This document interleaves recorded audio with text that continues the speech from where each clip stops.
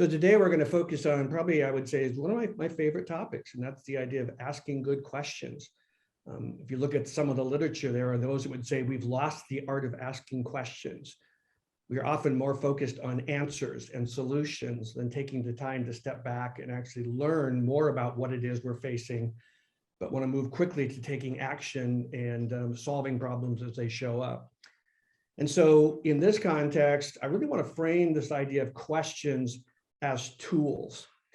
Now, what do tools do? Tools do work. So if you're like me, when Saturday comes around, I wake up in the morning and I'm looking at my to-do list. What do I need to do today? And as the screen will show, if what I need to do is work in the garden, I will go to my garage and I will put together a bunch of tools that will support me to do the work that I need to do. If I'm going to be doing a carpentry project, then I will gather a different set of tools. If I'm going to be doing something around plumbing, which I really don't like to do, but if I'm doing that, then I will gather tools there. And so I'll be very selective in identifying what's the type of work that I'm trying to engage and what are the tools that I can access that will support me to effectively do that work. So in our context, we're going to look at tools in service of work, and that primary work that we're focusing on is shared learning. Questions are tools that will really support the framing and the construction of conversations that will support us to do shared learning. So as we go forward, I want you to be thinking about questions, tools in service of how do I work collectively in relationship with others to participate in shared learning, to engage challenging situations that we jointly face. So before we get into specifics about questions and specific types of questions, I want to take some time to explore a bit of the landscape, I might call it, that in which we are using those questions to do the work in which we're engaged. So with that, there we go. What's the nature of the work that we're doing? As I said, again, the nature of the work is shared learning. And there's a couple of models out there that sort of differentiate between the different types of shared learning or work that we may need to do around shared learning. There's one model that differentiates between, and often our shared learning, let me back up for a moment, is in service of solving a problem or reaching an agreement of some sort, okay? And so one model says, well, what's the difference between, say, solving a simple problem, a complicated problem, or a complex problem? And how would that inform the kinds of questions we might ask? So a simple problem, and the author of this particular model gives an example. A simple problem, he said, would be like baking a cake. Now, I don't want to offend anybody who happens to be an outstanding baker. I'm not. So if I want to bake a cake, it's a fairly simple problem, because the question I'm going to ask is, what are the ingredients I need? What is the recipe I'm going to use? Do we have a cake mix in the pantry that I'm going to pull out? I mean, very simple kind of thing. And so it doesn't require a lot of new learning. It requires learning what do we have access to that we can use. A complicated problem is like a simple problem, but just more complicated, which is not always helpful. So the author differentiates between baking a cake and, say, building a rocket. Now, what differentiates building a rocket from making a cake is it's more complicated. But what makes it the same is if you and I come together and we do all the work and we ask all the right questions and we get the information, if we build a rocket, if we launch it and it's successful, if we build another one like it, it's going to be successful. So it's more complicated, but it's still, we can come together, we can access what we know and put it together to make a rocket.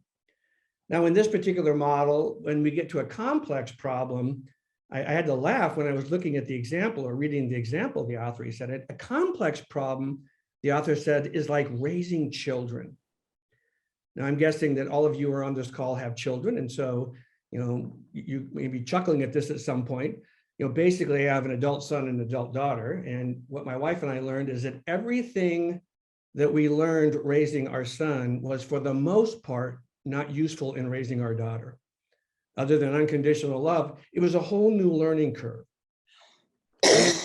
As a complex challenge, it required new learning, okay?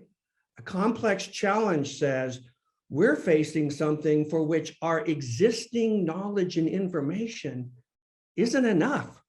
We're going to have to come together and leverage what we know individually, our individual experiences and expertise, and apply that to this uniquely new challenge. Now, I don't know about you, but that basically sounds like special education, IDEA, individualized education plan, specially designed instruction, okay? So questions are in service of the shared learning necessary for you and I to engage the nature of the problem, whether it's a simple problem, a complicated problem, or a complex problem. Those contexts will require different kinds of questions. Another author, Ronald Heifetz, who teaches at Harvard, differentiates in this way technical work versus adaptive work. And what the author would say is that when we're doing technical work, we're solving problems to which we already have the answer, or we already have multiple answers. And so the real work that's required is to figure out what's the answer that best fits our situation. Adaptive work is where you and I don't know what we need to know to engage the challenge. We don't have within us individually or even collectively the knowledge or the experience or the orientation to the work that we need to take on. And it's going to require you and I to engage in new learning to engage that challenge. I would say the fundamental function of an IEP team is to do adaptive work. Now, in reality, there are certain elements of the IEP process that are technical work, and it's in the documents that we fill. I mean, we check the boxes and we answer the questions. But the core function of an IEP team is to adaptive work, which says, how can we take what we know individually? How do we structure a conversation that will allow you and I to share what we know individually, and so we can apply it collectively to this unique challenge that we're facing as we're looking to identify and define a free and appropriate public education, which includes special design instructions and accommodations and all that kind of thing. So recognizing that questions in service of shared learning, the type and complexity of that learning will require different kinds of questions. The role being, how do we expand our proverbial toolbox, so to speak, for that kind of learning going forward, okay? So where do we engage problems and challenges collectively? We engage them in the context of a conversation. Where do we ask questions in support of shared learning? We ask them in the context of conversations. And it's been said that the conversations you and I have are driven by the questions we ask. And fundamentally, if you want to change the structure of a conversation, if you want to change what's possible in a conversation, if you want to change the potential outcomes of a conversation, you want to ask a different question. And so as we engage collectively to do the work that we're doing in the context of conversations, the proverbial toolbox that we have of questions to do that work becomes pretty essential. And as we move towards the end here, I'll be introducing you to that. But the idea here is that every conversation we have has a structure to it. My role as a mediator and a facilitator is to change the structure of people's conversations. My role as a coach is to structure a conversation that facilitates, shared learning and insight. And again, much of that is based on the kinds of questions I ask as a mediator, as a facilitator, as a husband, as a father, as a member of various communities, whether they're geographic communities or faith communities. Every conversation has a structure. Now, what do I mean by it? Have you ever been in a conversation, for example, where nobody tells you this, but as you enter into the conversation, you draw the conclusion that there's probably things you shouldn't say? Now, nobody told you that, but you get a sense from the structure of the conversation that I don't think I should ask certain questions here. I don't think I should share certain perspectives here. Now, in that kind of conversation, that limits our ability to engage shared learning. If people are afraid to ask questions, afraid to share diverse opinions and explore them collectively, our ability as a group is seriously compromised to do the work that we need to do. So we're going to talk a bit about conversational structures because, again, I don't want to talk about questions out of context. I want to talk about questions in the context of how they influence and support the structures of our conversations. Now, in our culture, we often approach conversations, particularly difficult conversations where there are strongly held differences of opinion, high emotions, and high stakes issues, with the idea, I want to tell people what I think they need to know. I want to share my opinion and my perspective because I happen to believe that I'm right. And therefore, I'm going to share this information with you. And so typically I don't often go into the conversation with, what do I want to learn? I often go into the conversation with the idea of, what do I need to share with these people? And what do I want to share with them in a way that will, in essence, influence or help them change their point of view, or change their point of view to agreeing with me? And so again, the questions we ask and how we ask them will determine the structure of those conversations. Now I'm going to introduce you to two models or frameworks that come from the literature about that sort of talk about this idea of conversational structure. There's a book called Difficult Conversations out there by Stone, Patton, and Heen. And they say that whenever you enter into a difficult conversation, you're most likely going to enter that conversation with one of two types of stances, is the term they use. Another way of saying it would be, you enter the conversation as showing up in a certain way, okay? One way we show up in the conversation is in what they call a telling stance. And again, the telling stance is typically driven by the context or the paradigm that says, you and I have a different point of view on this issue. We can't both be right. And I happen to think that I'm right. Therefore, you must be wrong. And that's a very strong paradigm in our culture. And therefore, I want to structure the conversation to tell you how wrong you are and how right I am in order to convert you to seeing things my way. So when I come into the conversation with that frame of mind, I'm really not focused on a lot of questions. I don't really want to hear about what you think because I've already determined that it's wrong. So why would I want to know what you think? So when I'm coming from a telling stance, I've come from a point of judgment. I've judged your perspective, it's wrong. Or if it's not wrong, it's flawed, it's not very well thought out. Often when I'm coming from a telling stance, I come with a certain amount of hubris. Now I had to look that word up because it's not one that I use all that often, but hubris is arrogance. And when I'm in a telling stance, there's really a sense that, hey, if you just knew what I knew, if you had my experience, my expertise, my knowledge, whatever, you would know, okay? And having been an educator, we can sometimes come across that way, I know. A certain amount of pretense, posturing going on.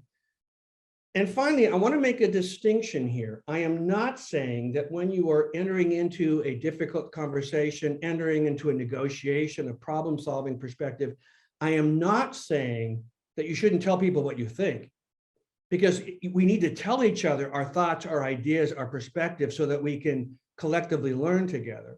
What I am saying is a telling stance is what's the problem. It's dismissive. A telling stance says there's really only value in one person's point of view, that's mine. And therefore we're going to dismiss your point of view, your perspective, your expertise, because from as far as I'm concerned, it's irrelevant or not helpful in any way. So the shift, what we want to make is I want to shift. Now, this is not just shift in what you're doing. It is a shift in how you show up in the conversation. In the telling stance, I'm showing up in the conversation to persuade, convince, coerce, convert you to seeing things my way. The alternative stance is I'm entering in the conversation with the fundamental objective of learning with you. Some of you are familiar with the book Crucial Conversations. And in the book Crucial Conversations, they say that whenever you enter into a difficult or challenging conversation, you come to the conversation or you bring to the conversation what the authors refer to as your personal pool of understanding. And my personal pool of understanding is everything that's informing me about what it is we're talking about. Everything from my ethnic background, my family of origin, my cultural orientation, my spiritual orientation, my gender, my education, everything. And you're coming from your personal pool of understanding. And what the authors say is that in those types of conversations, you and I are always, not sometimes, always operating from different pools of understanding, okay? I've been married coming up in 45 years this year, and my wife and I knew each other in high school, and it still amazes me how different our pools of understanding are on certain topics, as long as we've known each other, okay? Now, in a telling stance, you and I would argue whose pool of understanding is the one we're going to operate from. A learning conversation says, no, no, no, no, no. The purpose of the conversation is to take our individual pools and merge them so as to create a deeper shared pool of understanding. Now, I love that metaphor because that's the function of the conversation, is to create deeper shared pools of understanding out of which you and I can reach agreements to move forward. Now, in that deeper shared pool of understanding, it does not mean that somehow at the end of the conversation, you and I are in common agreement on everything. What it does typically mean is at the end of the conversation, you and I will probably, most likely, almost always find things about which we agree. We will also find things about which we are uncertain. You know, I thought I was sure, and I'm not so sure anymore. I need to think about that. And finally, we may find things about which you and I will never agree, which is okay, just the way it is, okay? And there's things my wife and I will never agree on after almost 50 years of knowing each other. However, we now have a context of greater knowledge. We've increased our collective intelligence, you could say, by creating that deeper shared pool of understanding. So when you come from a learning stance, you're coming with curiosity. You know, write that word down, underline it, circle, you know, highlight it, whatever. Curiosity. And one of my favorite quotes that I heard from an instructor in a class years ago is, I want to shift my relationship to the conversation from judgment and fear to curiosity and compassion. When I'm coming from judgment and fear, I'm feeling threatened, and therefore I'm going to be typically engaging in a telling stance. If I can shift from judgment and fear to curiosity and compassion or respect or kindness, I can be open for learning, okay? Which says I'm going to come with curiosity. I'm going to come with a certain amount of humility, which says I may know a whole lot about what we're talking about, but I don't know what you know. And if in fact, if I knew what you knew, I would know a whole lot more that would be valuable, whether I agree with it or not. It's about truly being present in the conversation. You know, if you're like me, you've been in conversations where people are saying they're physically there, but they're not there. You know, their eyes are focused on you, but behind their eyes, they're someplace else, okay? And finally, a learning stance invites us to acknowledge what we say we believe, that there's value in diversity of opinion. And that's a core value that we often espouse as teams and groups. We respect and value diversity of opinion. You know, the creation of an IEP team was built on that principle, that there's value in diversity of opinion to do the complex work that we're doing as an IEP team. However, we often value diversity of opinion only until it shows up. And then we begin to debate who's right and who's wrong, rather than being able to hold often the tension between divergent ideas and perspective and to be open to the learning there. You know, a number of authors would say, where does all new learning occur? It's in the context of conflict. The idea of conflicting ideas, which moves us outside of our comfort zone. Now, how do we create those? How do we move outside our comfort zone? We ask questions. We ask questions that invite inquiry into new areas, to open up new places for exploration that we don't already know in order to move forward. So one model is, as I'm entering in the conversation, am I entering with a telling stance or a learning stance?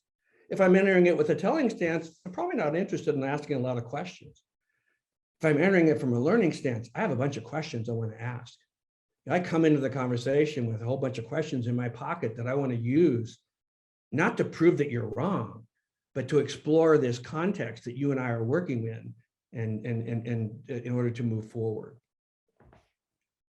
And Rob, if there's any questions that show up, or if you need to you know, give me a wave or something, I can stop at any time. So and answer that. So another model for looking at conversations comes from a book called Dialogue and the Art of Thinking Together. And in this book, the author takes a conversation and he creates a flow chart of an unfolding conversation. And in that sort of flow chart, he identifies what he calls choice points. And he says, in conversations, we enter points where we make a choice. And the choices we make in the context of that conversation will impact and influence the ongoing subsequent structure of that conversation. So again, to become effective in structuring conversations for shared learning, it's becoming conscious of where are those points in the conversation where I can influence the conversation to support and facilitate shared learning. And in essence, ask questions that will pursue, joint inquiry. So you and I are having a conversation, and we're having a difficult or challenging conversation. It's a conversation where you and I have some potentially strongly held differences of opinion. And so in the context of that conversation, the author says that you and I engage in deliberation. Now, to deliberate means just to weigh out, which means I'm just thinking about what you're saying in relationship to what I'm saying and what I think. I'm analyzing, I'm synthesizing, I'm reflecting on what's being said, sort of trying to make meaning out of this. And in the context of that deliberation, you and I enter what he calls a choice point. And depending on what we do at this choice point, it will have a significant impact on our subsequent conversation. So it becomes very important that we become cognizant of, aware of when we're in this choice point, so that we will make choices that are in alignment with our commitment for shared learning. Now, the author says we're going to make one of two choices. One is to suspend judgment. Now, suspending judgment, what does that mean? Suspending judgment doesn't mean you don't make a judgment. Suspending judgment says, I am beginning to make a judgment about you. I don't think you know what you're talking about. I don't think you've thought this through very clearly. I really think you're way out of your depth here, okay? So that's a judgment. And yet I say, I don't want to go there yet. I'm jumping to some conclusions. I'm making some assumptions here. I need to slow things down a little bit. So in essence, to suspend judgment is to sort of disidentify with that and say, yes, and I'm not going there. I'm basically going to not go there, all right? The second choice that we're going to make, is pretty simple, is to defend myself. I don't like what you're saying. I don't like how you're saying it. I'm feeling threatened by you. You're kind of ticking me off. And so I'm feeling the need to defend myself. Now, in our culture and in the literature, would say is we have a very strong propensity to go to defend. And it's one that's become increasingly challenging in our culture, in that we take complex issues and then we take positions on those issues and then we defend those positions. And what do we know about a good defense? A good defense is a good offense, which means I defend my position by attacking your position, which isn't about new learning, okay? So the choice we make there will influence the conversation. If we allow ourselves to proceed from a position of I'm feeling threatened by you, then we're probably going to have one of two types of conversations, which means we enter a second choice point. We're going to have what the author refers to as a controlled discussion, or we're going to have what he calls a skillful conversation. So what does he mean by that? A controlled discussion basically is a debate. What's the outcome of a debate? Well, there's a prevailing party. One of us wins, one of us loses. And so, in a formal debate, whether it's in an academic context or say a legal context, there's rules and structures to the debate. But you and I aren't having a formal debate. We're going to have what I like to refer to as an informal street brawl debate, which means one of us is going to win, one of us is going to lose. No rules, it's just take it on. And for many people who find challenging conversations and conflict aversive, it's because of those conversations. Yeah, I had the conversation and I got crucified. I got beat up really bad. I don't have those kinds of faith. I avoid those, okay? And so that's what a lot of people experience as we engage difficult, challenging issues, okay?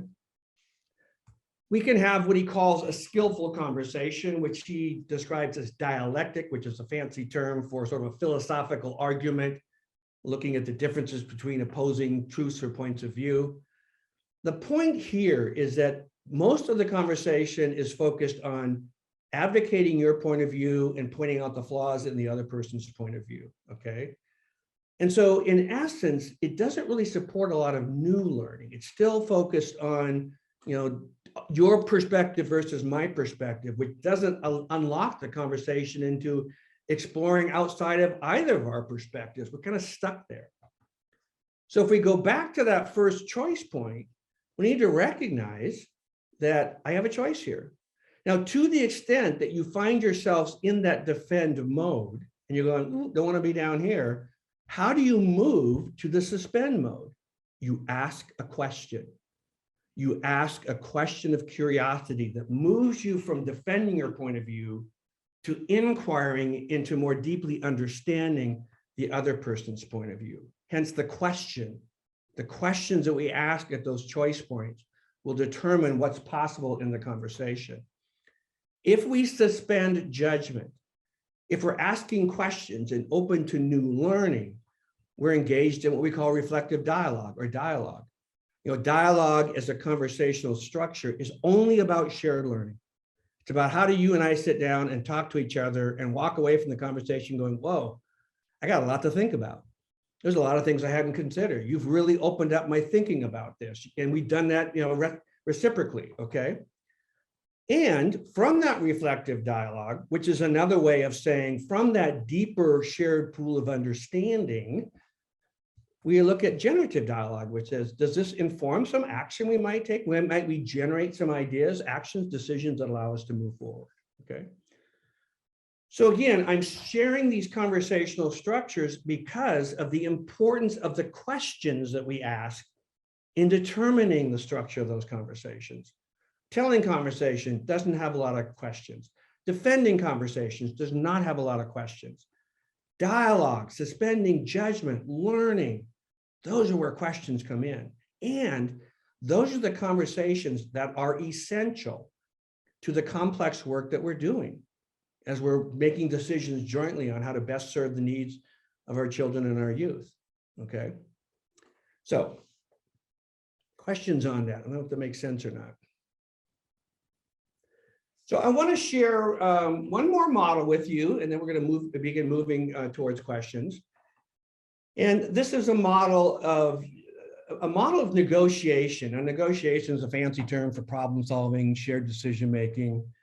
It's a model that came in my book a number of years ago called Getting to Yes by Fisher and Urey.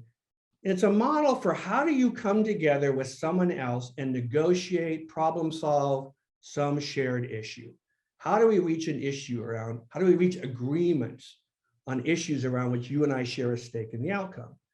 Now, it was originally written sort of as a negotiations framework, but this model has ramifications, and I'll tell you every dimension of your life, okay? And it's a model, when it was introduced, that fundamentally changed the way we think about how do you come together and jointly problem solve with other people in a way that doesn't result in a win-lose, but the classic win-win, or what we say will create mutual gain or mutual benefit. How do we have a conversation where one of us doesn't walk away going, well, I didn't get what I needed, and the other person goes, I won? How do we walk away from the conversation going, whoa, that was helpful. In fact, that was beneficial for both of us having that conversation. So the conversational model looks like this. You'll see on the screen there two triangles, a red triangle and the blue triangle. Let's just say those two triangles represent two people, okay? The red person and the blue person. And those two people have come together to address a shared issue, an issue about which they need to make some decision, reach some level of agreement. Now, at the top of each triangle, you see P1 and P2. P stands for position. And in this model, what it says is that when you and I come together to engage in shared problem solving, we typically come to the conversation with our position as it relates to the issue. And this is the issue, and I'm going, if I'm the red triangle, I go, okay, and we'll just say Rob's the blue triangle. I sit down with Rob and say, well, Rob, I've been thinking about this issue, and this is how I understand, this is what I see as the problem, and this is what I think we should do. So typically my position includes, my analysis of the issue and my proposed solution, what we should do. Now we'll say Rob is the blue triangle, and Rob could come back, and you could come back in one of two ways potentially. You could say, that's amazing, Greg. That's exactly what I think. I mean, we've drawn the same conclusions. Now, if that's the case, our positions are compatible, and we basically say, great, let's do that. End of conversation, we go forth and pursue that level of agreement.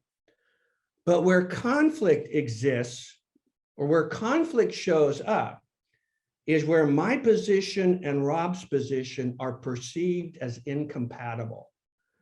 So in this case, Rob comes back and goes, whoa, time out, Greg. I don't think that's going to work. That's not a good idea, and let me tell you why. And he will tell me why my idea is not a good idea. And he'll say, I've been thinking about it, and here's what I think we should do. And so he'll tell me his what. Now that's the definition of conflict. Conflict has been defined as two or more people who interact. In this case, Rob and I are talking to each other. And in the context of that interaction, one or both of us perceive some level of incompatible difference or threat. Rob's solution, Rob's idea is incompatible with mine and vice versa. My position somehow threatens Rob. Now, it doesn't necessarily threaten him physically, but he says, if we do what you're suggesting, that does not work for me. So what we typically do is we engage in a telling conversation. We try to convince each other why the other is wrong and why we're right. And that's traditional sort of distributive negotiation, they call it, where we're arguing back and forth. Now, one of us could win the argument, the other could lose, vice versa, for a whole host of reasons. Or the best that we might achieve is that we would reach a compromise. So, Rob gives a little, I give a little, and we find, what we would say, some middle ground here. So here's where this becomes interesting. What Fisher and Urey posited in their book, Getting to Yes, is that when Rob and I take positions on issues, those positions are driven by our underlying interests. So whereas our position represents what we want, the interests are why that's important to us. So the interests become our underlying values, our objectives, our needs as to what we're trying to accomplish as it relates to this shared issue. Now, we want to restructure the conversation at this point from a telling conversation to a learning conversation. So rather than telling Rob why his position is, no offense, Rob, stupid, makes no sense, is not going to work, I'm going to ask Rob, tell me more about that. What's important to you about that? What leads you to the conclusion that that makes sense here? What do I need to understand about your point of view that maybe I don't currently understand? We need to move to our underlying interests. And again, the way you do that is you ask questions. If you primarily want to understand what a mediator does, a mediator steps into a conversation that's gotten stuck between the two positions and restructures it by asking questions to get to the underlying interests, okay? Now, when Rob and I go that direction, when we begin engaging in inquiry, and the term is we're balancing advocacy with inquiry, I'm advocating what's important to me, and I'm inquiring in what's important to Rob. And he's doing the same thing. He's shifted from, I need to just focus on what I need. He's going, no, let's come together. And I'm going to focus on what I need, but I also want to understand what Greg needs here. And if we can understand that, we can maybe come up with a plan that'll work for both of us. And so when we do that, we find, hey, there's things we agree on. Now, it's interesting, if you get stuck too long arguing at this level, you begin to think there's nothing we agree on. And I've been a mediator for 30 years, and I haven't found a case where people agreed on certain things. So we will find things about which we agree, and we will find things where we have independent interests. In other words, I have an interest over here around this issue that Rob doesn't share. Now, Rob doesn't say, because I don't share it, I don't think it's important. He would go, yeah, I get that's important to you. It's just not high priority for me. And Rob will have interests that I don't share, okay? And so I don't say, well, if I don't share, it's not important. I go, no, I get it. That's important to you. Yeah, but it's just not important to me. The point is, we want to have a conversation that uncovers our common and our independent interests. Let me say it again. We want to have a conversation that unpacks, identifies, clarifies our underlying common and independent interests. And we also want to find those areas where we're not going to agree at this point. Okay, so what does that sound like? Well, it sounds like creating a deeper shared pool of understanding. See, we have a very shallow understanding, if you want to use the water pool metaphor right here. We have a deeper understanding here. And those interests, and this is the important piece, the interests become the criteria by which you're going to generate options. Right now, my option and Ron and Rob's options are the only ones. We want to say, based on what we know now, what could we do? What are some options that we hadn't even thought about? And it's out of those deeper pools of understanding that innovation, creativity is born as we begin to move forward, okay? And we can move that to a solution. So let me just back up and share a couple of examples. I'm going to share a special ed example, and I'm going to share a personal example. So a number of years ago, I got a call from a parent advocate saying, we want to go to mediation. I'm going, okay, what's the issue? Okay. And the issue was paraeducator time, IA time. The position of the parent was, we want the district to provide a full-time one-on-one paraeducator for our child. Okay, you've heard this before. What was the position of the district? Nope, we don't think he needs it. Okay, so are those positions incompatible? Yes. Okay, what's the issue about which they are in disagreement? Paraeducator time, instructional aid time. That's the presenting issue. Okay.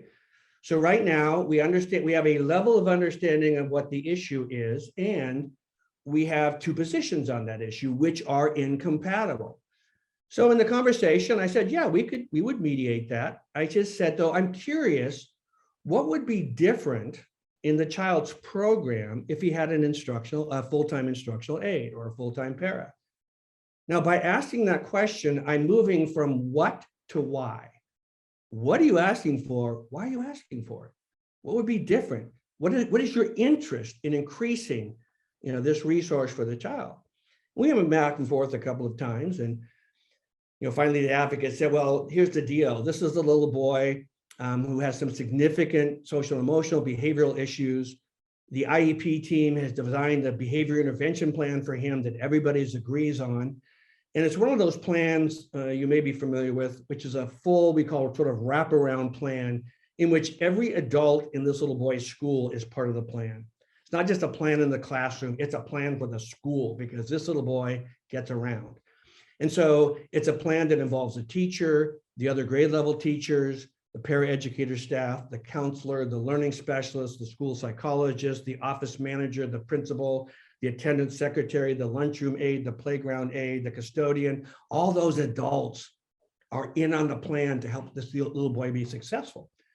And she goes, the only way that we think that the school can successfully implement a complex plan like that is that they really need to hire a full-time instructional aide paraeducator to manage the plan.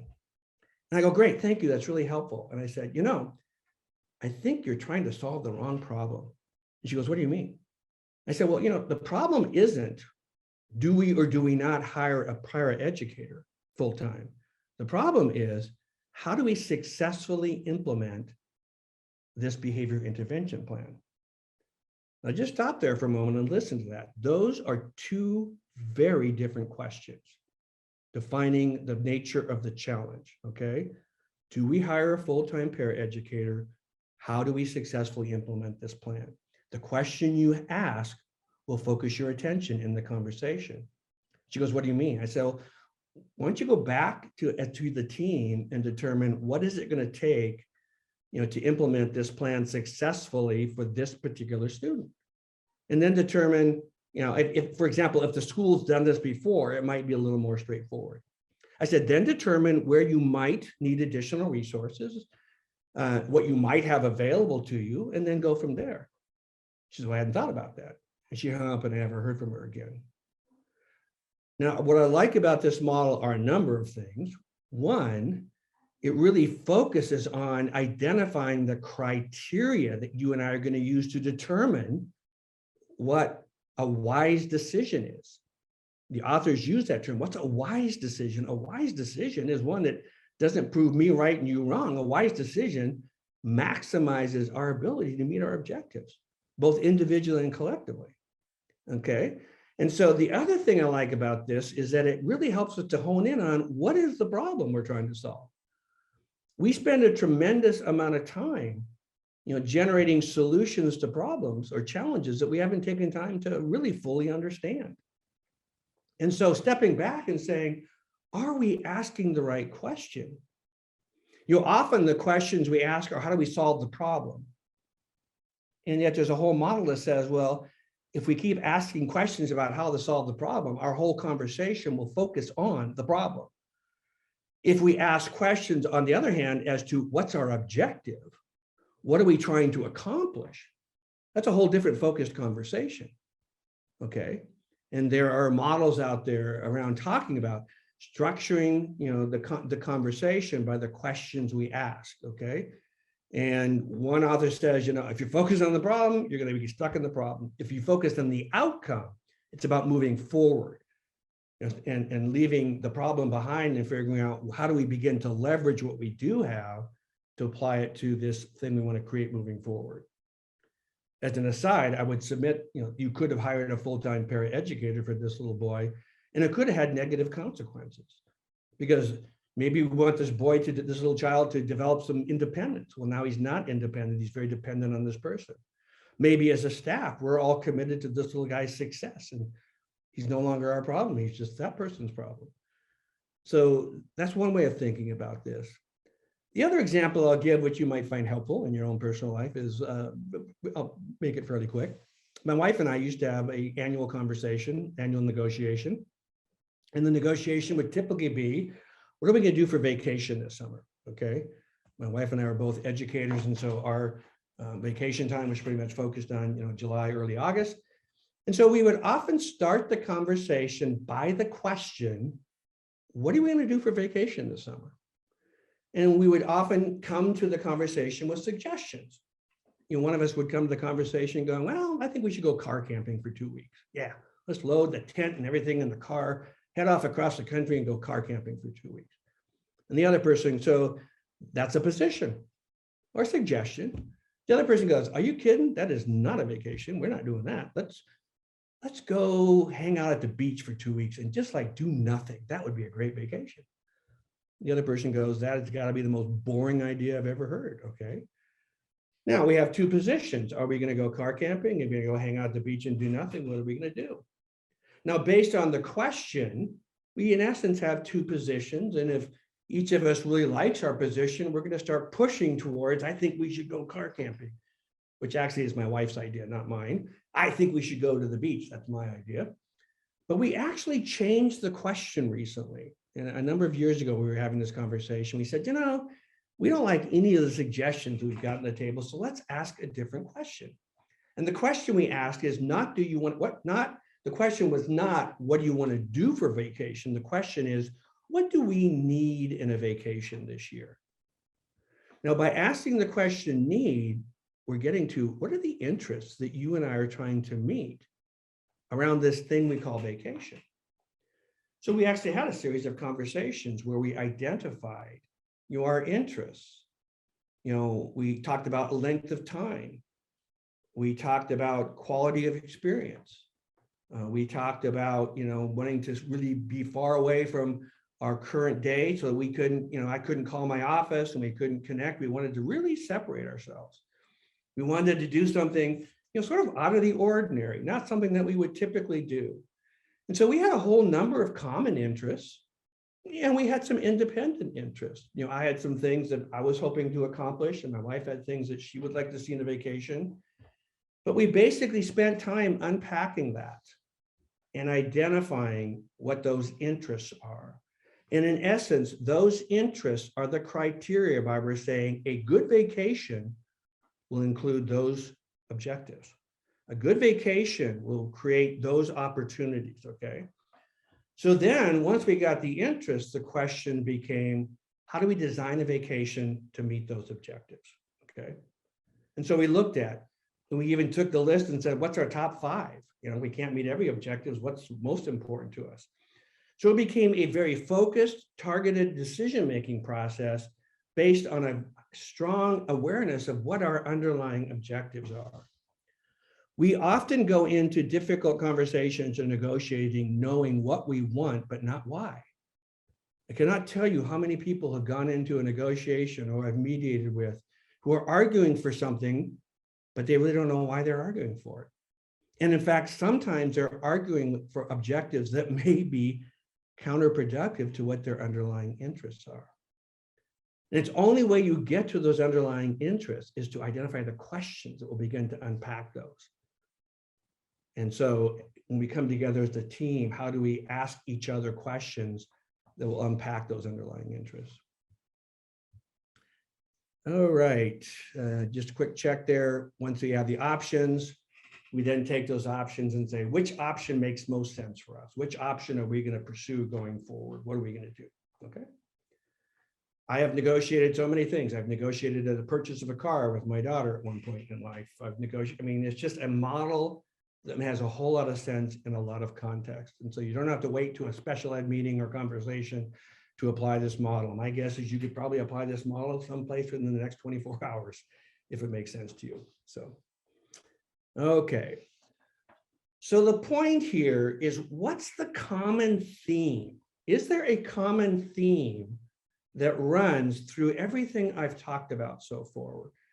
And given that we're not in a joint session, I'll answer the question, but just think about it. Is there a common theme? The common theme for me is curiosity. It's all about curiosity. You're shifting from a telling stance to a learning stance. It's all about shifting from judgment and fear to curiosity and compassion. It's about structuring conversations that facilitate curiosity. It's about being curious about, why do people think the way they think? Why do people take the positions they've taken? But what do I need to understand about you that I don't understand? You know, one thing I've learned as a conflict engagement professional is that almost all conflict is not about what you think it's about.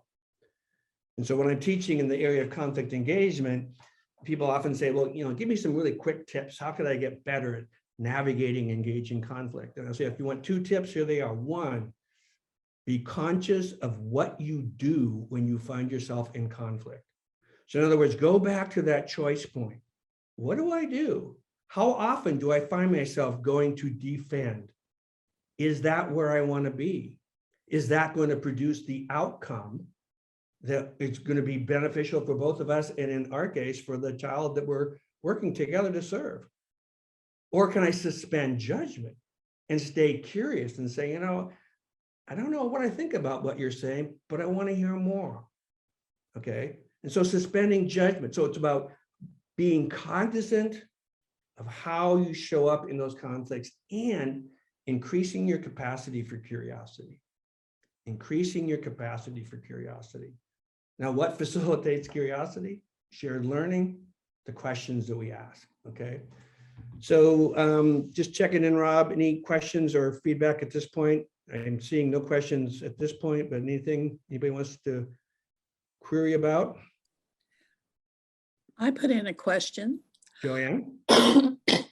How can parties move from the defend position to the suspend position? In other words, if they're in a meeting and they're talking about a child and they recognize that the other side is in a telling stance, what can they say to try to encourage that other party to move to a stance where they might be willing to listen and be more productive?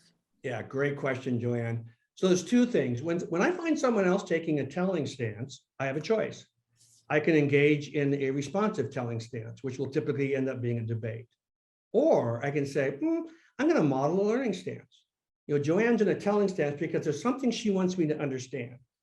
And so I need to understand it before she's going to, you know, step away from that. And so I need to stay strongly engaged on a learning stance and say, let's, Joanne, am I understanding where you're coming from? Now, Joanne may say, you don't get it. I would say, so Joanne, what do I need to get? What do you want me to understand that I don't understand? And I would finally respond to you, Joanne, and I'd say, do I understand it? And you might say, yeah, I actually think you are, because in fact, I'm not arguing with her. You know, she's expecting that I'm going to respond in an argumentative way or defensive way, in a telling way. I'm going, I'm not going there. I really want to understand. And then I would say, so Joanne, I don't want to debate what you're saying. I want to add to what you're saying. Would you be willing to hear my perspective? Again, I'm not here to negate or to rebut what you said. Would you be willing to hear my perspective? And more likely than not, I'm going to shift Joanne's stance to the conversation by the way I engage in that particular context. The other way I would put it out there, Joanne, is I think in many difficult conversations, and I teach this in a lot of the classes I teach, which you're aware of, is that we sometimes need to have a conversation about how we're going to have the conversation before we have the conversation. So if I'm going to sit down with you and I recognize that the conversation we're going to have is going to be around some issues that have divided us and around which you have strongly held differences of opinion, I'd say, let's talk about how we're going to have this conversation. I might say in the past, we found ourselves arguing who's right or wrong. And I said, I just don't want to have that conversation. It's not moving us where we need to go. I'd like to have a conversation that invites shared learning. And so we would create some shared expectations about how to have a different conversation. And the last thing I would say is that whenever I'm entering into a conversation, I have two fundamental questions that I ask myself. Who is this conversation calling me to be? Am I being called to make a decision? Am I being called to make a shared decision with you? Am I being called to advise? Who am I called to be here? And then who am I committed to being in this conversation? I'm not particularly committed to being right. I'm committed to making wise decisions in service of these children. So if that's what I'm committed to, how would I show up? So it's a long answer to your question, Joanne. One, it's in the choices we make. So it's in the choices we make and how to respond to that telling stance. And it's not responding defensively, it's responding openly and curiously about what's this person want me to understand? It's about being clear on who do I want to be in this conversation and not getting sucked into an argument debate that in the long run is not going to be productive. So let me stop there. Is that helpful, Joanne? That was very helpful. Thanks. All right. So again, curiosity. Tattoo it on your forehead or something. I don't know.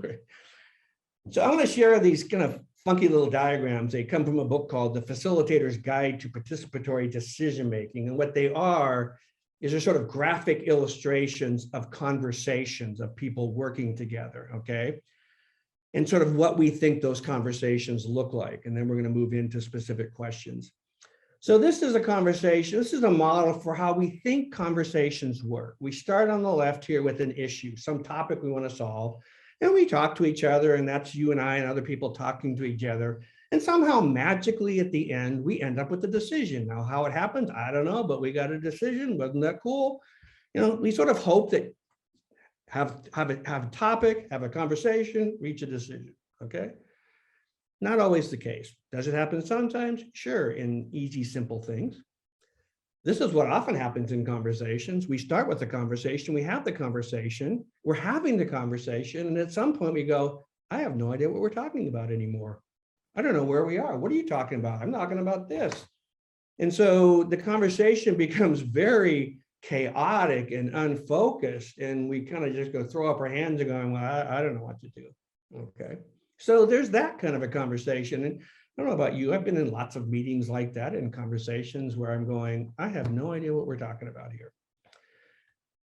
This is an interesting structure that says, particularly around difficult conversations, we agree to have the conversation, i.e. with the new topic there, but, and this is more often than not implicit rather than explicit, we are only willing to have the conversation within our comfort zone. Okay, we're only willing to have the conversation where we don't feel threatened, where people don't feel uncomfortable, and where people's, are feeling like, okay, I'm very comfortable with this conversation.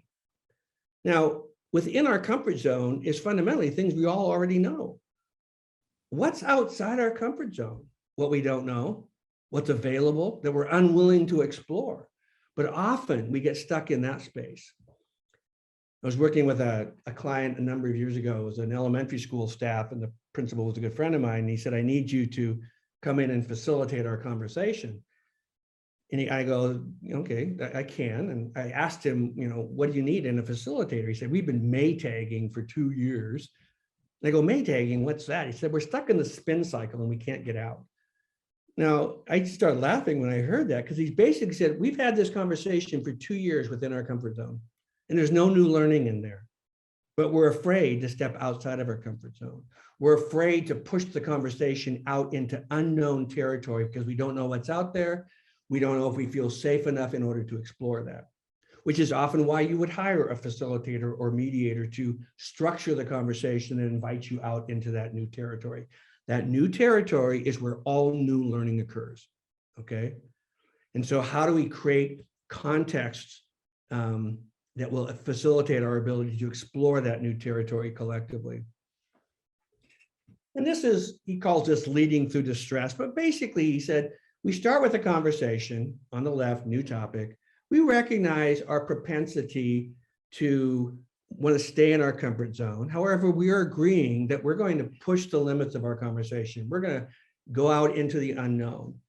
And maybe we'll hire a facilitator or a mediator. Maybe we just agree that we're going to have a conversation where we're going to push the envelope in the conversation. And so we engage in what the authors would call divergent thinking. We're diverging from what we know to create a deeper knowing, deeper pool of understanding. Now, in some conversations, if you look at this middle point, you get so far out there, you're going, whoa, this is a tough problem. This is a complex problem. We have new information and we still have questions. In fact, we have questions we didn't know we had.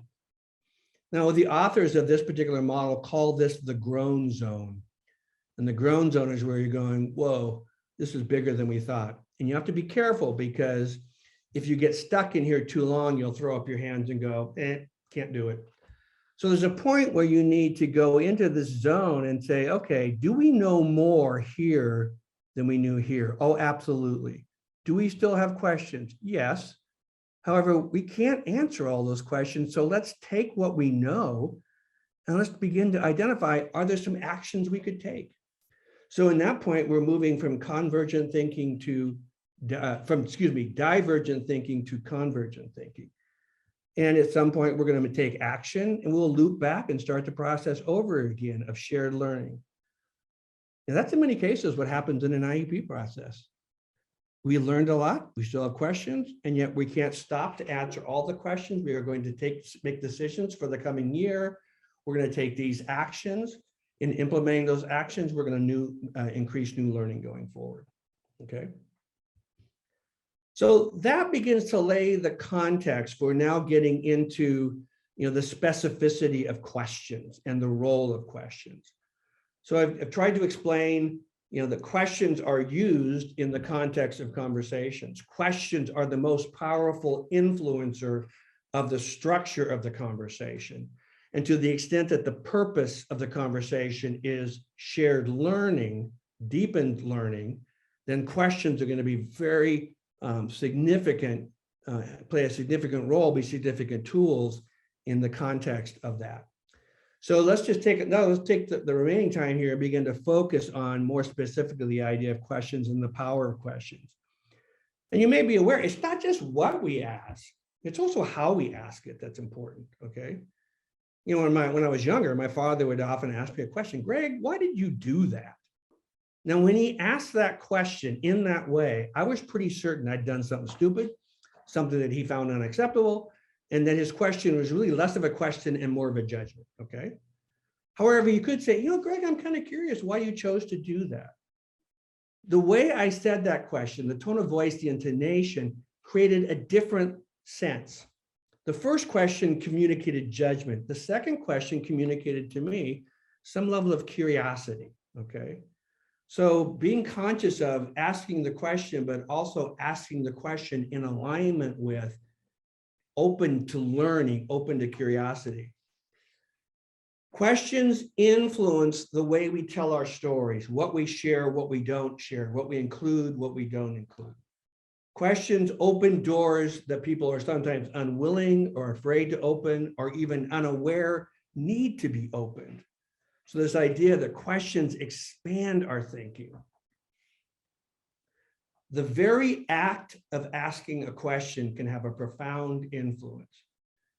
And I'm hunching that there are times in your life where maybe someone at a point in your life asked you a question. And that question and the engagement of that question was a significant influencer on how you moved forward. And in fact, you could say, in some cases, that question changed my life because it opened up areas of exploration and thought that I'd never explored. I was reading one article where the author referred to a good question as a brain irritant, which I thought that was kind of funny. In my job pre-COVID, I spent quite a bit of my time in my car driving various locations, and I tend to listen to the radio and talk shows, and I'll hear a question and go, dang, that's a great question. And for the next 50 miles, I'm thinking about that question. That question has planted itself in my brain. And what is it doing? It's doing work. It's doing work. It's engaging my brain in the issue at the heart of that question and exploration on my part. Okay. So questions have the power to shape meaning, how we understand things, to open possibilities, to restrict possibilities. They're just so incredibly pivotal. So when we talk about asking questions, we talk about this term of intentional inquiry, that I'm asking questions with purpose in mind. So going back to the idea of a tool, when I have a job to do, I'm going to choose the tool to do the work I need to do. If I'm gardening and I need to move 10 yards of mulch, I'm not going to use a trowel. I'm going to use a big scoop shovel and a wheelbarrow. If we're planting bulbs, I'm going to use a small trowel. If I'm trimming the grass, I'll choose something else. If I'm replanting whatever, I'm going to pick the tool for the job. Okay. So intentional inquiry is a method of asking questions with purpose in mind. Now, in our context, when I don't know if you've ever had the opportunity, I used to do some work for the courts. And so I would often be part of a trial and would be cross-examined around the work that I did for the courts. And attorneys ask very specific intentional questions. They ask intentional questions to which they already know the answer. They're not looking for new information. They're looking for accessing information that they want for building their case, okay? So they are asking questions very intentionally for that purpose. The purpose I really want to invite us to is in asking questions whose purpose is curiosity. Questions to which we do not already have the answer. Questions around which we're truly, genuinely curious for looking for the answer. Asking questions that inspire reflection and new thinking. I like to ask questions that not only do I not know the answer to, you might not know the answer to, and that by asking that question of you, it serves to facilitate your deeper thinking, your deeper focus, your deeper reflection. It often helps you to reflect on, yeah, this is what I'm saying I want. Why do I want that? I don't know. Well, let's explore that, okay? Because it's going to be really beneficial if you and I can jointly understand the whys of what we're thinking so that we can work together to achieve that. It often invites us to step away from what we call a very stuck or narrow understanding, a very stuck or narrow story, and saying, what else could be going on here? There's a 2-question sequence that I love to ask. What are you making that mean? So somebody says something and someone takes offense at what they said because they feel like the person's intent was to offend them. And the question is, well, what else could it mean? Well, I don't know. Well, could it mean something else? Well, it could mean this. Okay. So again, inviting them to get out of this idea, you're here to prove me wrong, to no, you asked me that question, you said that, not in order to make me feel stupid, because you really wanted to know. Okay, so really being focused on getting out of those stuck conversations. So here we get now to really the heart of this, and not the heart of it, but really get to the specifics, and that's in crafting intentional questions. And what I'm going to introduce you to is a basic toolbox of questions, okay? This is not in any way, shape, or form meant to be an exhaustive list of questions, but it's a basic toolbox of questions. When I was younger, my dad built for both my brother and I these beautiful handmade toolboxes. And in the toolboxes, there were a selection of tools, a couple saws and a number of screwdrivers and a couple wrenches and, just basic tools to get started. And over the years, since I was a child, I've done construction, I've built houses, I have a much larger collection of tools. And so I want to give you a basic toolbox in which to begin thinking about tools as questions, or excuse me, questions as tools for moving forward. And so in these 7 categories of questions, they are not single questions, they are types of questions. So like there's not a single screwdriver, there's a ton of different screwdrivers. There's not a single wrench, there's all kinds of wrenches. And that's the way these questions work. So I'm going to go through these and explain to you sort of the difference between these. And then I'm going to ask you to maybe get a piece of paper and a pencil, because I'm going to give you a little 2 or 3 minute activity here to do, okay?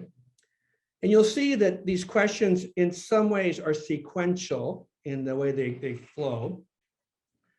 So the first question is a broadening question. A broadening question is designed to be very non-directive and to give the person to whom you're asking the question broad response options. It's designed to be very non-threatening. So a broadening question would be like, tell me what happened. The person can go as much or as deep or far as what they want to share. Tell me tell me why you're here. Now, I work with people within the Part C, the birth to 3 system. And one of the first questions I'll often ask families is, tell me about a day in the life of your child. So it's really broad. It allows the person who's being asked the question to share as much or as little. Okay, what happened next would be a broadening question. I always think of these as scoop shovels, just like get more information on the table. A second kind of a question is a clarifying question. And a clarifying question does what it says. It's designed to clarify a word or a term, the intent of what someone was saying. So if you were, as a parent came to me, said, I'm really concerned about my child's safety in that classroom, what's a clarifying question I would ask? What do you mean by safety?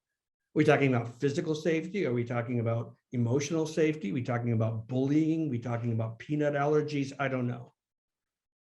I'm not being treated with respect. What do you mean by respect? They never. What do you mean by never? They always. What do you mean by always?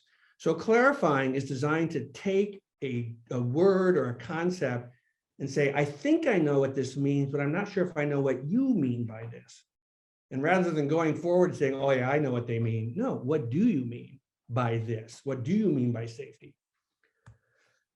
An explaining question is a question that invites the person to explain to you how they reached a certain conclusion, how they got from point A to point B. Explain to me why you believe we should increase speech and language services for your child. You're saying the statement is you need to increase speech and language services by 30 minutes a week. Explain to me how you got there, okay? Explain to me why you believe it's essential your child be served in his or her neighborhood school, okay? Explain to me why you want to make sure your child stays in the general ed curriculum for science or music. Explain to me your thinking, because your outcome doesn't make sense to me, but if I understand the thinking that got you there, it takes on different meaning. An exploring question is a question designed to really get to the underlying interest. What's most important to you about having your child served in his or her neighborhood school? What's most important to you about having your child stay in general ed classroom for science? One of my favorite questions is, what do you most want me to understand that maybe I don't currently understand, or you're not sure if I understand? So an exploring question is where you're really deeply, help me understand, how would a full-time paraeducator, what would that change for this child's program? What would be different? That's where I'm trying to get to those underlying interests, okay? Challenging questions are questions designed to confront what appears to be sort of, what's the word I want to use, dissonance in what someone's saying. They're saying things that seem to not fit together. I was doing a mediation where the parent was asking for a full-time one-on-one paraeducator for a high school student and asking for the school to really focus on this young man's social independence. And the district's going, how does focusing on social independence connect with this full-time, sort of adult shadow? And so we had to ask it, help me understand how this fits with this. I don't see the connection. Could you help me understand? So it's confronting in a respectful, curious way. It's not saying that doesn't make sense. It's saying, help me understand. Brainstorming questions. This is Joanne.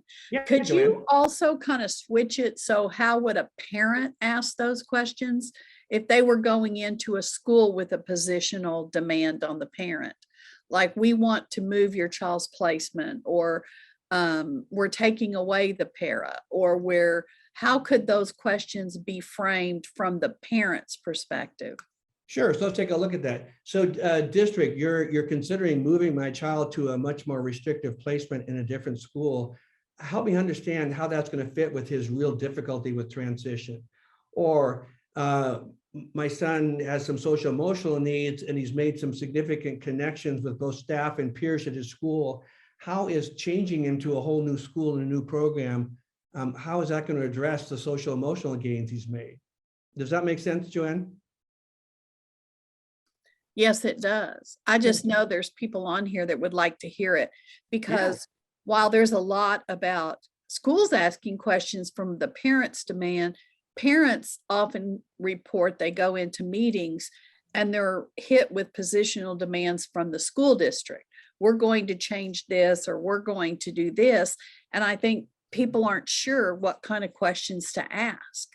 You know, like why did you make this decision? How is that going to support my child's education? I mean, how can they ask some examples? I was just trying to look at the other side too. Well, I totally appreciate that, Joanne. And my goal would be, as parents, you're asking those questions. So in an IEP meeting, if there's something you don't understand that doesn't make sense, my invitation is don't sit and go, well, maybe they know what they're doing. Saying, help me understand. I'm not quite sure what leads you to believe that we should be making this program in your child. Really help me understand why.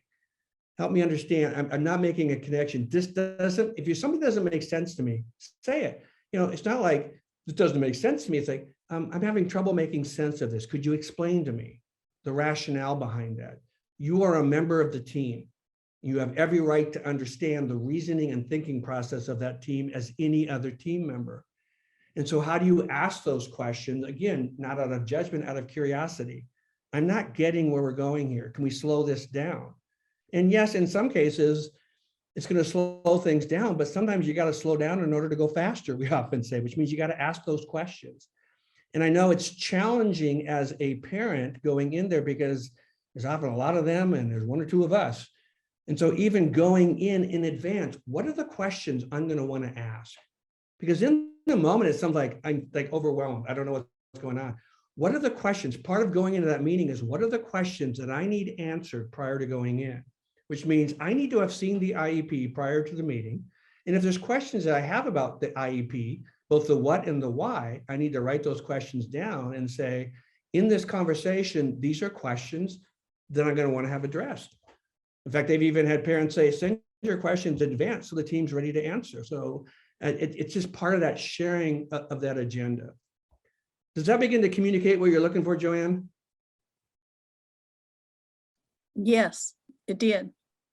Which is why I think as parents, we sometimes need to meet with each other, not with advocates necessarily, but with other parents who can partner with us to help us think strategically about how to do that.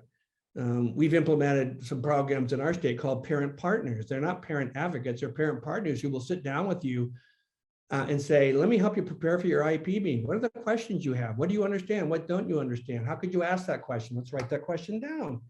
So I think that's a resource that we see a huge need for in our state, that we're focusing a lot of energy in trying to create that resource, not to speak for you, but to prepare you to engage as a fully operating member of the IEP team. The last question is a reality testing or consequential questions, which are questions that say, what's going to be the impact of this? How, if you're talking about changing my son's placement, how is he going to respond to that? How is he going to deal with that transition? You know, if we're talking about making a significant change in the IEP, how is this going to affect such and such? How is this going to impact so-and-so? You know, if I was going to move my child, your child out of the neighborhood school, how is he going to deal with the increased transportation that's going to be required moving from his neighborhood to school to some other school across the district? So what I would like you to do is just take about 3 minutes, if you would, please, 3 or 4 minutes, and then I'm going to hand it back to Rob. And I want you to just write down, as you've heard these questions, just write down some examples of questions that you might want to ask. your child's teacher, your child's IEP team, a particular staff member. Just write down some examples, 3 or 4 questions that you might want to pose when you were gathering. We'll take about 3 minutes for that, and then I'll open it up and give it back to Rob and Joanne to see if we have any questions.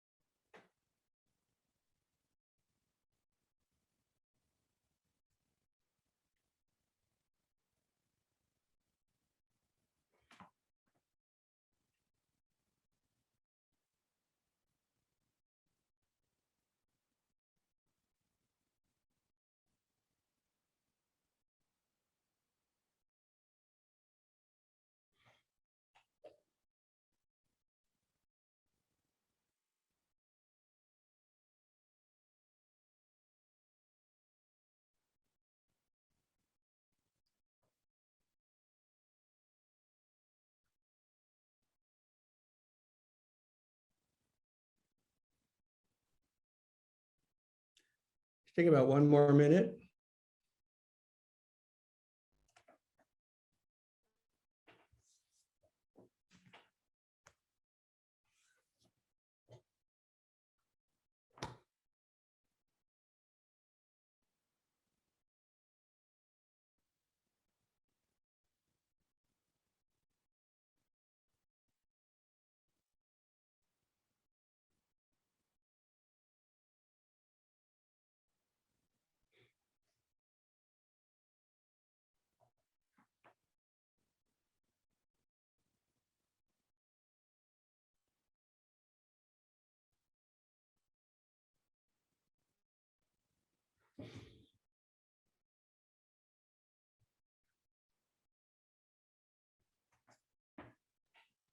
Okay.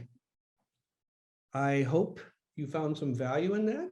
And if you've got some questions about questions, we can maybe look at them now. But let me turn it back to Rob or Joanne, whoever wants to pick up at this point, and maybe facilitate answering any questions or sort of a wrap up here. Okay, I was putting something in to everyone. I wanted you to know that you can go to our website, which is www.okserc.org. You hover over program services, and then you go to stakeholder training, and you look at our modules, and it's module 5. And Greg wrote that for us. And he spends there's a whole module that really dives deeper into questions. And this is such an important topic that Greg is talking to us about today, because sometimes I think we get in there and we're angry, or just maybe emotional, and just don't know where to go with the questions we need to ask. And so it's really, really an important thing to work on and to look at the purpose of your question. I know the first time that Greg did this training for our mediators, he asked a question: what is your favorite question?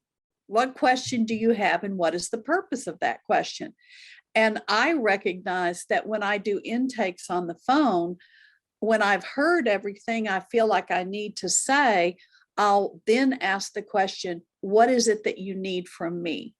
And the purpose of that question is to move the conversation somewhere else. And so there are questions that you ask. And just to add on what Greg has said to us today, think about the questions you do typically ask when you go into meetings. And how open you are. Sometimes people will share with me they're really afraid to ask questions. And these are schools that I'm thinking of, because they're afraid of what the parent might answer. And I don't think you need to be afraid. I think you have to come to that place of learning to try to understand where that person is coming from. And it really helps you come up with a way of feeling like you're really engaged with that person and understanding. And if you don't have the answer, maybe you can say, that's a great question. And we need some time to really think through that and meet again to discuss it. So there's no time that you should be afraid. It's okay. I have to say, when I first started teaching and I was in a 4th grade classroom, that was my biggest fear, is would those 4th graders ask me a question that I didn't know how to answer? Now, I was 27 at the time. And actually, I learned it didn't matter. I could say, well, I don't know, let's look that up. And so it's the same here, that you just need to become more comfortable with trying to find out where everybody's issues and motives and their purposes are coming from, and that you'll understand better. I would add to that, Joanne, I think there's nothing wrong in a meeting to sending in advance. Here's some questions that I would really like to address in our meeting, so people don't feel like they're getting blindsided. And please be ready to come and respond to these, not because I'm trying to get you somehow, but these are some things that I'm looking for, which gives people a chance to prepare.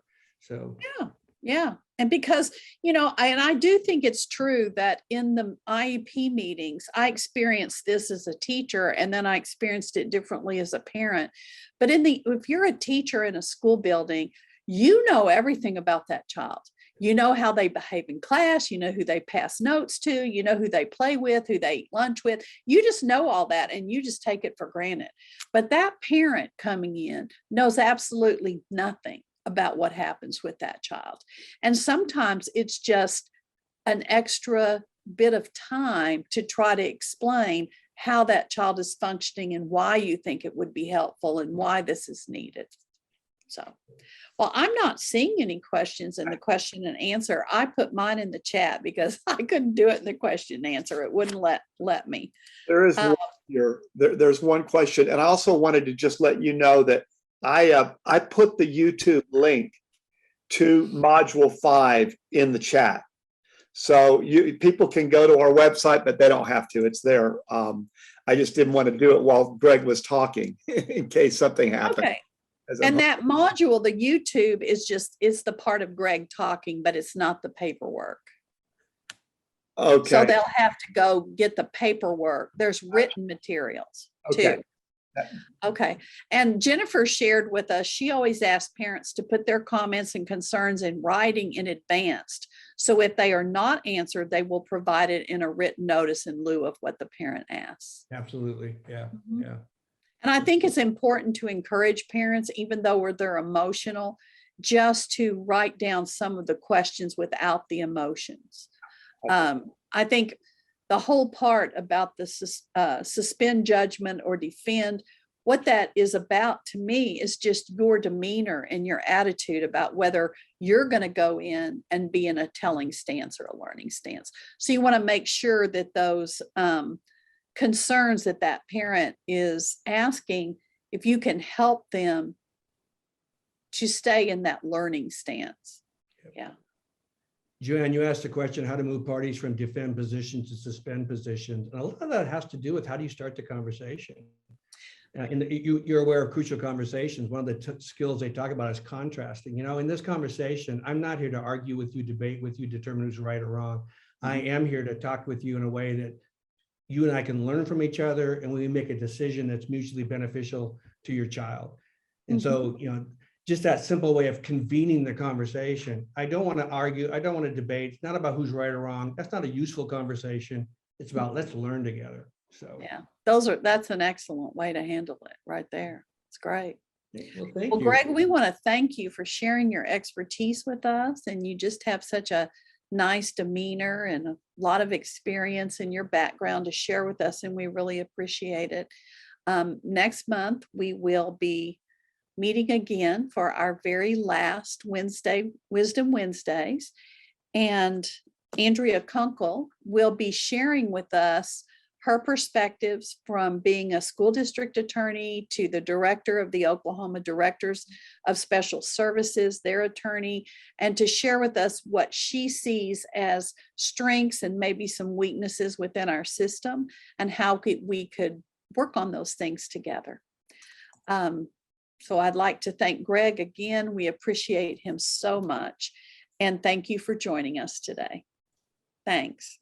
Thanks, everybody, and goodbye from the Pacific Northwest. Thank you.